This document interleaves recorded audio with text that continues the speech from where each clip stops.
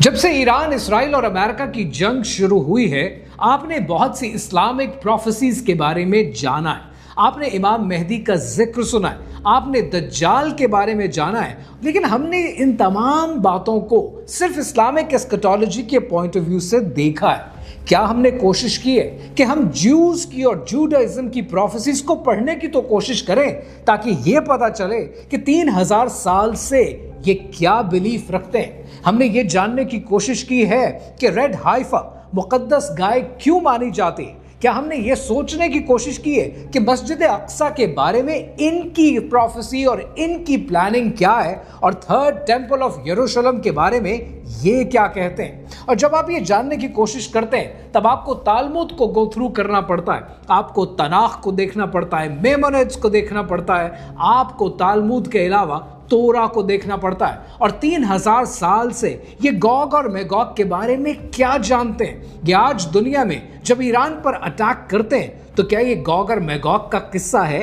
ये कहानी कुछ और है। इन प्रोफेसीज को जानने से पहले आपको एक साउंड सुनाता हूं, और इस साउंड को शोफर कहते हैं। बकरे के सींग से बना हुआ ये इंस्ट्रूमेंट कदीम इंस्ट्रूमेंट माना जाता है। 3000 साल से यहूदी इसे बजाते आए हैं, और जब ये बजता है तब यहूदियों के दिल धड़कना शुरू हो जाते हैं, क्योंकि उन्हें लगता है कि उनका मसीह दज्जाल आ चुका है। कहानी क्या है, आइए समझते हैं।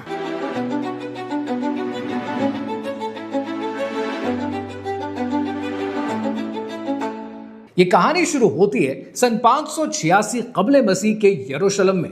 तब दुनिया की सबसे बड़ी रियासत बेबीलोन को माना जाता था, और बेबीलोन का बादशाह बख्त नजर था, जिसे तारीख में नबुकत नजर के नाम से जाना जाता है। बख्त नजर ने यरूशलेम पर हमला कर दिया और हैकल सुलेमानी को, फर्स्ट टेंपल को, जिसे हजरत सुलेमान अलैहिस्सलाम ने तामीर किया था, उसे तबाह बर्बाद कर दिया। लेकिन कहानी यहां खत्म नहीं होती है, क्योंकि इस वाक़े के बाद उसने लाखों यहूदियों को कैदी बनाया, और उन कैदियों में एक नबी भी शामिल थे। जूडाइज्म के मुताबिक इन पैगंबर का नाम हजरत हिजकील अलैहिस्सलाम है, जिन्हें बाइबल में इज़ाखेल कहा जाता है। कुरान मजीद में कोई डायरेक्ट नाम नहीं है। ये एक इख्तलाफी मसला है, और बहुत से लोग इन्हें जुल्किफ्ल के साथ जोड़ने की कोशिश करते हैं। कोई बात कंफर्म्ड नहीं है, लेकिन जो एक चीज कंफर्म्ड है वो ये कि ये बनी इसराइल के नबी थे। जूडाइज्म कहती है कि हजरत हिजकील अलैहिस्सलाम को उनकी कौम के साथ कैदी बनाया गया और उन्हें बेबीलोन लाया गया, और वो अपनी तबाहशुदा कौम के साथ मौजूद थे कि अल्लाह सुब्हानहू तआला ने उन्हें एक इल्हाम दिया, एक ऐसा इल्हाम जो आज तक दुनिया को हिला रहा है, और इसे बुक ऑफ हिजकील कहते हैं। बुक ऑफ हिजकील के चैप्टर 38 के अंदर लिखा है कि अल्लाह सुब्हानहू तआला ने हजरत हिजकील अलैहिस्सलाम से कहा कि इंसान के बेटे अपना रुख गोग की तरफ कर, जो मैगोग की जमीन से है। अब हजरत हिजकील अलैहिस्सलाम को जो बताया गया उन्होंने वो लिखा, लेकिन आज 2600 साल बाद जब आप इसे पढ़ने की कोशिश करते हैं, तो आपको लिटरली ऐसा लगता है जैसे आप कल का अखबार पढ़ रहे हो। तो सवाल यह है कि ये गोग और मैगोग कौन है। अब ये जानने के लिए पहले जरा ये वीडियो देखें। There's definitely going to be a regime change, but I got to say, today, 2300 years ago, the entire Iran negative people were wiped out. इज़ाखेल 38 वर्स नंबर 5 में आपको पता है क्या लिखा है? स्पेसिफिक नाम लिखे, मैं आपको पढ़कर सुनाता हूं। पर्शिया, कुश और पुत उनके साथ होंगे, और गोमर और तोमरा शिमर की जमीन से। अब जरा ये टेबल देखें कि इज़ाखेल की प्रेडिक्शंस के मुताबिक आज के वो मुल्क कौन से बनते हैं। पहला नाम जो आप इस टेबल पर देखते हैं वो पर्शिया का नाम है, जो कि डायरेक्ट ईरान माना जाता है, क्योंकि सीधा नाम दिया गया है। दूसरा नाम आता है गोग का। गोग से मुराद हिब्रू के अंदर रोश ली जाती है, रश ली जाती है, और इससे मुराद रशिया है। और तोमरा के ऊपर कंसेंसस है यहूदी स्कॉलर्स का, और वो कहते हैं कि ये तुर्किये है, यानी तोमरा इज इक्वल टू तुर्किये। और कुश और पुत से मुराद ली जाती है इथियोपिया, सूडान और लिबिया। अब जरा आप ये देखिए कि 2600 साल पहले जो लिखा गया था उसके मुताबिक आज के ममालिक कौन से बनते हैं। ये बनते हैं रशिया, ईरान, तुर्की, लिबिया, इथियोपिया।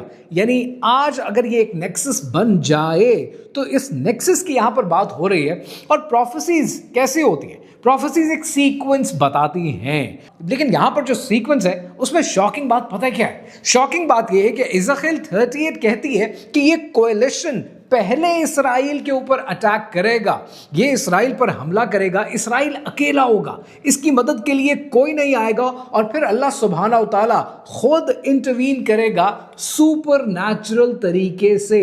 सुपर नेचुरली होगा, कोएलिशन तबाह हो जाएगा, इसराइल बच जाएगा, और इसराइल के बचने के बाद ये इवेंट इतना बड़ा होगा कि उनके मुताबिक मसीहा का अराइवल मुमकिन हो जाएगा। लेकिन यहां पर एक ट्विस्ट भी है जो 99% लोग इग्नोर कर जाते हैं। वो ट्विस्ट ये है कि इस प्रोफेसी में इसराइल को पहले तकलीफ होगी, इसराइल पर हमला होगा, कोएलिशन पहले हमला करेगा। यानी अगर इसराइल ईरान पर हमला कर देता है तो फिर तो ये प्रोफेसी कंप्लीट ही नहीं होगी, प्रोफेसी एक्चुअली हाथ से बाहर निकल जाएगी। लिहाजा सिनारियो ही ऐसा पैदा किया जाए कि जहां पर ईरान पहले हमला करे ताकि जवाबी कार्रवाई में इस पूरे कोएलिशन को तबाह किया जा सके। ये बड़ा इंपॉर्टेंट है क्योंकि ये दोनों सिनेरियोज में ईरान को खत्म करना चाहते हैं, उसे तबाह बर्बाद करना चाहते हैं।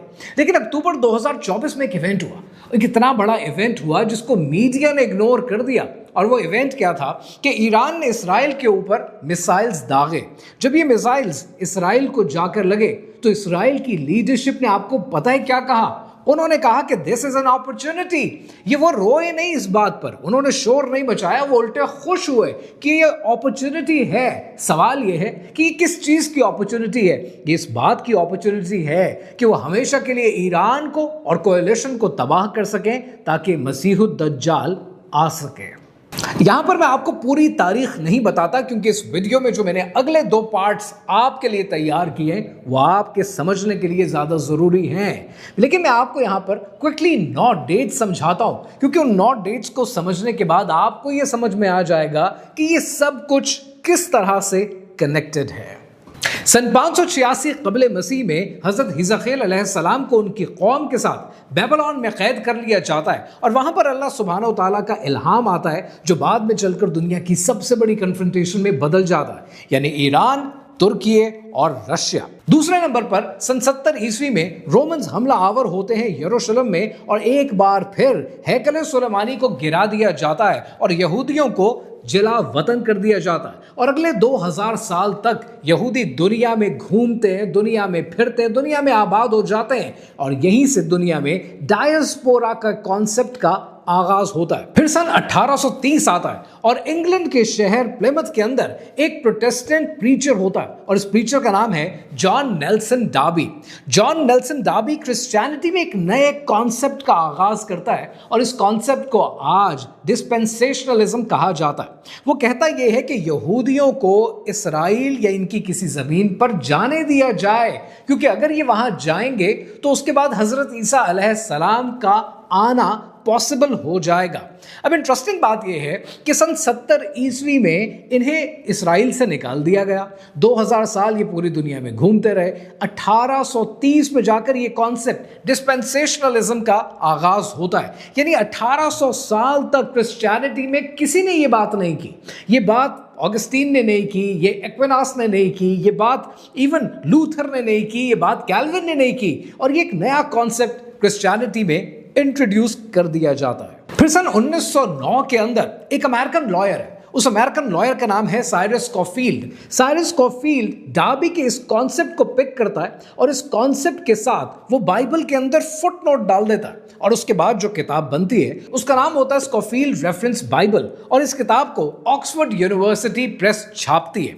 ये किताब अमेरिका के अंदर हर सेमिनरी में पहुंचाई जाती है, हर जगह पढ़ाई जाती है और ये नई बाइबल की शक्ल इख्तियार कर लेती है। यानी अमेरिका में एक पूरी कौम को इस कॉन्सेप्ट पर तैयार किया जाता है कि क्रिश्चियनिटी के अंदर लाजमी है कि यहूदियों की प्रोटेक्शन की जाए और ये क्रिश्चियंस ने उनकी प्रोटेक्शन करनी है। ये वो कॉन्सेप्ट है जो डार्बी ने दिया 1830 में और उसके बाद स्कॉफील्ड ने 1909 में इसके ऊपर स्कॉफील्ड रेफरेंस बाइबल छाप दी, जिसको छापा ऑक्सफोर्ड यूनिवर्सिटी प्रेस ने फॉर ऑथेंटिसिटी पर्पसेस और एक पूरी कौम एक नए कॉन्सेप्ट पर तैयार हो जाते हैं। और फिर सन 1948 आता है, इसराइल बनता है 14 मई को और यहूदी कहते हैं कि अब क्लॉक उल्टी चलना शुरू हो गई है, 2000 साल के बाद हमारी 2000 साल की जुदाई खत्म होती है। फिर सन 1967 के अंदर इसराइल 6 डे वॉर में जाता है, जिसके नतीजे में यरूशलेम पर काबिज हो जाता है और यरूशलेम का कब्जा मिलने के बाद न सिर्फ इसराइल का झंडा वेस्टर्न वॉल पर लटका दिया जाता है, उसे लहरा दिया जाता है, यहां तक कि यहूदी एक्सट्रीमिस्ट कहते हैं कि यह सबसे बड़ी निशानी है मसीहा के आने की।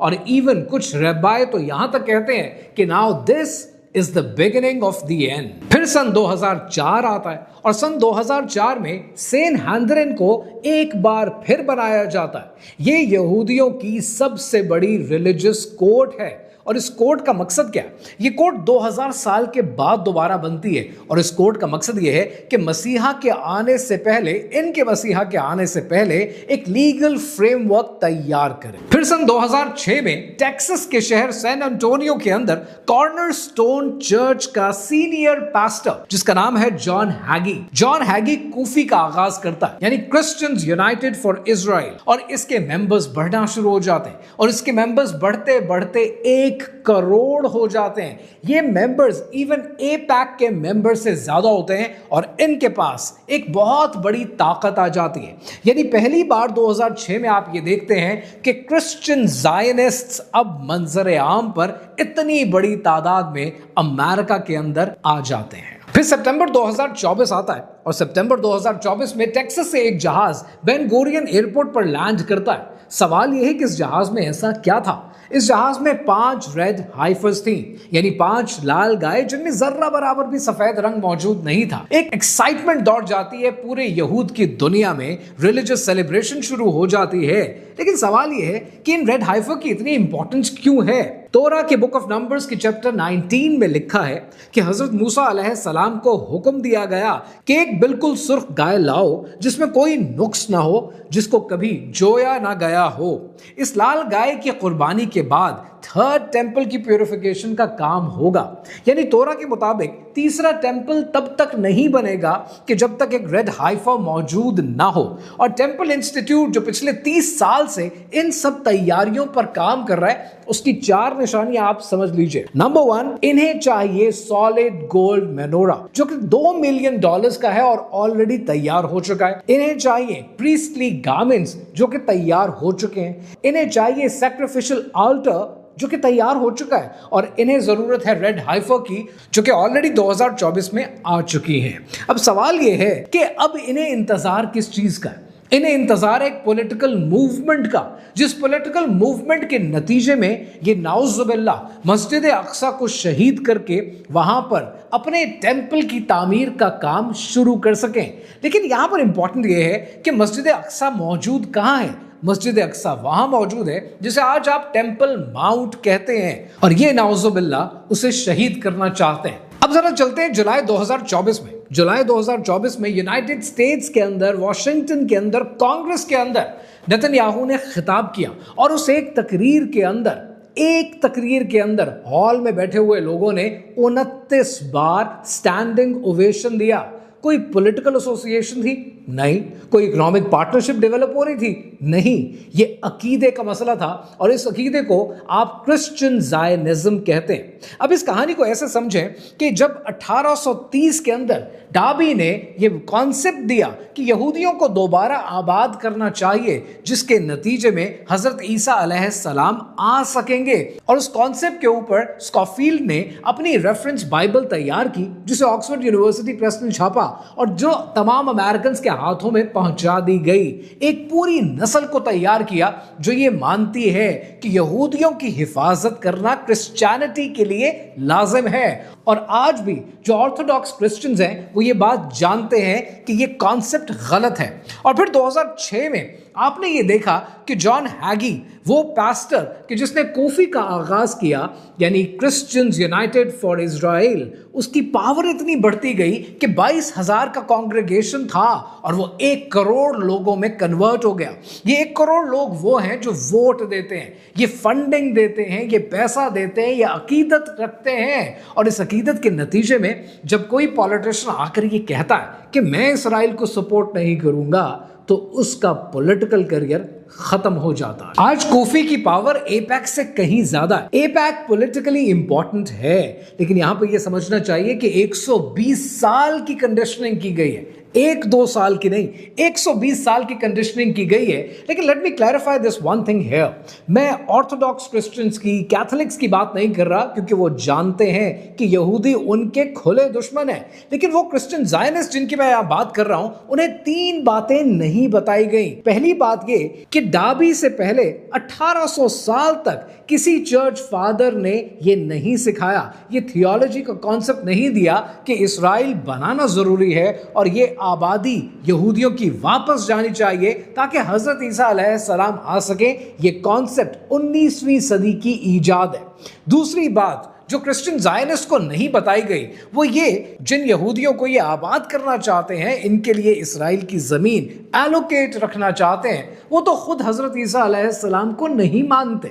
और तीसरी और जो बड़ी इंपॉर्टेंट बात है कि कितने इस्राएली रेबाइज ऐसे हैं जिन्होंने खुद क्लेम किया है कि क्रिश्चियन ज़ायनिस्ट हमारे लिए यूजफुल हैं, जब काम हो जाएगा इनकी जरूरत नहीं रहेगी। और ये डिसेप्शन का मास्टरपीस है। अब जूडाइज्म के अंदर एक तरफ तनाख है विच आर रेवलेशंस, और दूसरी तरफ तालमुद है जो कि रैबानिक डिबेट्स हैं, जो कि किसी हद तक आप तफसीर से उसकी मुराद ले सकते हैं। अगर इनका क्रॉस कंपैरिजन करें तो आपको 3 चीजें समझ में आती हैं। पहला ये कि ईरान का खात्मा इनके लिए जरूरी है, क्योंकि इज़ाखेल के मुताबिक ईरान, पर्शिया, गोग मैगोग ये मैटर करता है और इनके खात्मे के बगैर ये सब कुछ मुमकिन नहीं होगा। तो आपने देखा है कि ईरान का न्यूक्लियर प्रोग्राम तबाह कर दिया गया, हमास और हिजबुल्लाह को गिरा दिया गया, सीरिया गिर गया, रशिया ने कोई मिलिटरीली सपोर्ट नहीं दी, कोई सपोर्ट प्रोवाइड नहीं की, जिसके नतीजे में कोएलिशन बनने से पहले ही खत्म हो गया। दूसरी चीज, ग्रेटर इसराइल का कयाम। जेनेसिस 15:18 के मुताबिक दरियाए नील से लेकर दरियाए फरात तक इस सारे इलाके के अंदर, जिसमें जॉर्डन आता है, लेबनान आता है, सीरिया आता है, इराक आता है, सऊदी अरेबिया के पार्ट्स आते हैं, गजा आता है, यहां पर इनकी रियासत बननी है। तो वही सब कुछ आप जोन्स की शक्ल में होता हुआ देखते हैं। और तीसरे नंबर पर तीसरे टेंपल की, थर्ड टेंपल ऑफ यरूशलेम की तामीर का काम, और उसके लिए रेड हाइफा ऑलरेडी मौजूद हैं, और उसके लिए मस्जिद अक्सा को नाउज़ुबिल्लाह शहीद करना इनके लिए जरूरी है, और वो पॉलिटिकल मूवमेंट लाए बगैर नहीं हो पाएगा। अब ज्यूइश प्रोफेसीज को इस्लामिक प्रोफेसीज के साथ कंपेयर करते हैं और देखते हैं कि इनकी समझ में और हमारी अंडरस्टैंडिंग में डिफरेंसेस कहां आते हैं। ये इंटरेस्टिंग है, क्योंकि जिसको ज्यूइश प्रोफेसी के अंदर गॉग मैगोग कोएलिशन अटैक कहते हैं, हम उसे एक बड़ी फौज जो बैतुल मक़दस की जानिब बढ़ेगी, हम उसकी बात करते हैं। ये अल्लाह की सुपरनैचुरल इंटरवेंशन की बात करते हैं, और हम बात करते हैं कि हजरत ईसा अलैहिस्सलाम नाजिल होंगे।